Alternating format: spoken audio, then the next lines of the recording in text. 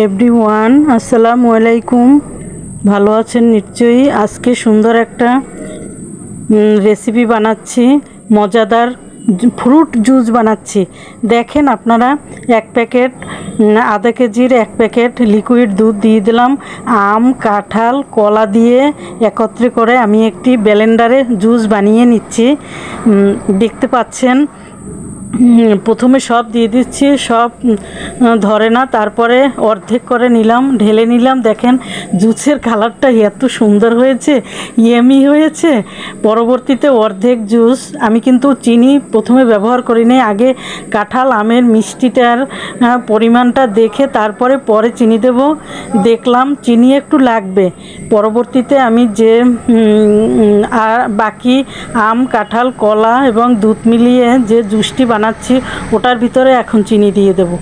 চিনি সামান্য একটু লাগবে, 1 চামচ, 2 চামচ, 3 চামচ, 4 চামচ চিনি দিয়েছি। 4 চামচ আর 4 চামচ, আর টেবিল চামচ হলে 2 চামচ হলেই চলবে।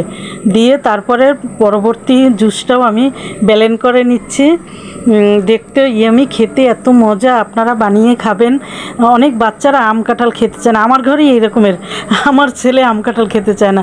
জুস বানালে না খেয়ে উপায় আছে, মজা হবেই ইনশাল্লাহ। তারপরে এভাবে করে আমি বানিয়ে খাওয়াই। আপনারাও, যে বাচ্চারা খেতে চায় না, এভাবে বানিয়ে খাওয়াবে। দেখেন কত মজা হয়েছে জুসটি।